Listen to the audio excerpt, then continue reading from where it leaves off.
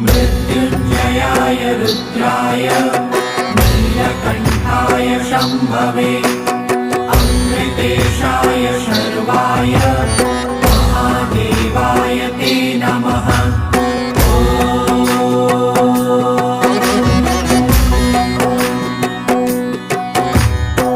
मृत्युञ्जयाय रुद्राय नीलकण्ठाय शम्भवे अमृतेशाय शर्वाय महादेवाय ते नमः।